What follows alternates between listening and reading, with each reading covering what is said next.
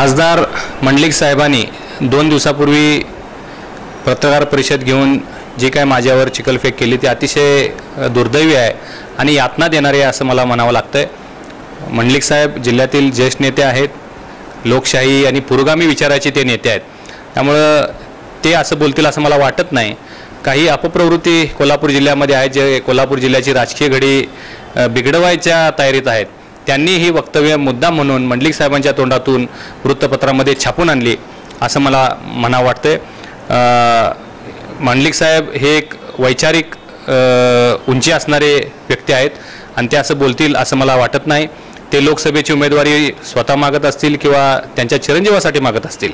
आपल्याला माहिती आहे मंडलिक साहेब गेले 4 वेळा लोकसभेमध्ये त्यांनी प्रतिनिधित्व केलेलं आहे, 5 वेळा विधानसभेमध्ये आणि आमदार म्हणून आणि नामदार म्हणून त्यांनी काम केलेलं आहे। आज त्यांचं वय 80 आहे आणि ते 5व्या वेळा आता परत गेल्यावेळी त्यांनी सांगितलं होतं मी निवडणूक पुढची लढवणार नाही, गेल्या दोन्ही निवडणुकीला सांगितलं होतं, तरीसुद्धा त्यांनी आता उमेदवारी मागितलेली आणि ते उमेदवारी मागत असताना मला विरोध करायचं काहीच कारण नाही किंवा मी माझा त्यांना कुठलाही किंवा त्यांच्या चिरंजीवांना माझा विरोध नाही। पण मला दुःख एवढ्याच गोष्टीचं वाटते की ते उमेदवारी मागत असताना धनंजय माडिकांना उमेदवारी देऊ नका असं जे म्हणतात हे का म्हणतात याचं मला फार दुःख होतंय।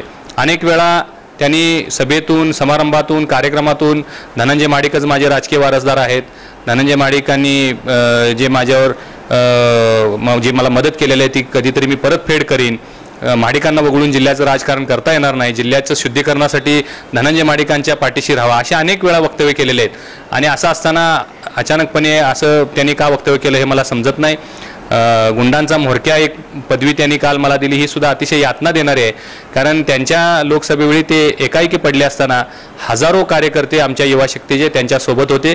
त्यांनी त्याला अहोरात्र कष्ट करून तन मन धन खर्चून त्यांना मदत केल्याने त्यांना चांगल्या फरकानं ते खासदार झाले, निवडून आले। अनेक वेळा माझ्या कार्यकर्त्यांचा त्यांनी स्वाभिमानी कार्यकर्ते म्हणून गौरव केलेला आहे आणि असे कार्यकर्ते एका रात्रीत गुंड झाले आणि मी त्यांचा म्होरक्या झालो, हे कशामुळे झालंय हे मला थोडंसं समजत नाही आहे आणि त्यांनी अशी वक्तव्य करायला नको होती, पण कोणतरी त्याच्या पाठीमागे हे षडयंत्र रचतंय असं मला म्हणावं वाटतं।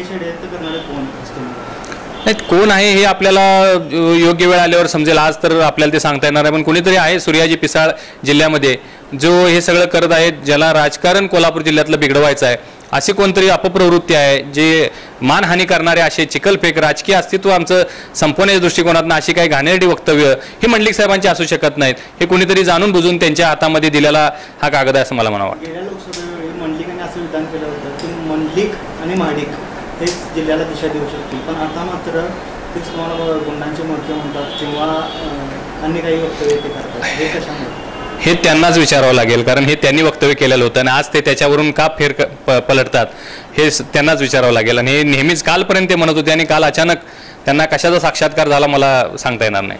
17 ऑक्टोबरला कोल्हापूर शहरातील टोल नाके IRBच्या वतीनं सुरू करण्यात आले आणि त्यावेळी मी बाहेरगावी होतो। विनाकारण काही वृत्तपत्रामध्ये वगैरे बातम्या आल्या की मी इथं नाही आहे किंवा युवा नेते नाही आहेत, पण आपण सर्वांनी पाहिलं असेल की युवा शक्तीचे आमचे सर्व सदस्य कार्यकर्ते टोल विरोधासाठी त्या ठिकाणी RK नगरच्या नाक्यावरती उपस्थित होते। मी माझ्या वैयक्तिक कामासाठी लंडनला गेलेलो होतो, कारण माझा मुलगा लंडनमध्ये आहे, 3 महिन्यापूर्वी गेला होता आणि त्याचं हॉस्टेल चेंज करायचं होतं आणि त्याची तारीख आधी ठरलेली होती, त्यानुसार मी 15 तारखेलाच गेलेलो होतो आणि नंतर टोल सुरू होण्याची जी तारीख आहे ती नंतर डिक्लेअर झाली, त्यामुळे मी त्यावेळी उपस्थित नव्हतो।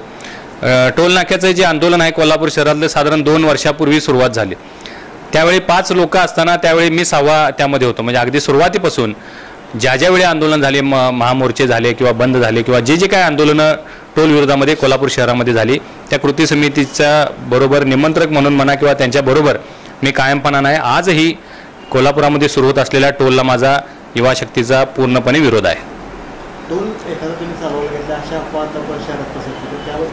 हे मी जाणून बुजून माझ्या विरोधात माझे जे काही राजकीय विरोधक आहेत ते या बाबतीत मुद्दा म्हणून माझं नाव पुढे करतायत। माझा या टोलशी किंवा नाक्याशी किंवा ठेक्याशी कसलाही कोणताही संबंध नाही, असल्यास त्यांनी सिद्ध करून दाखवावं।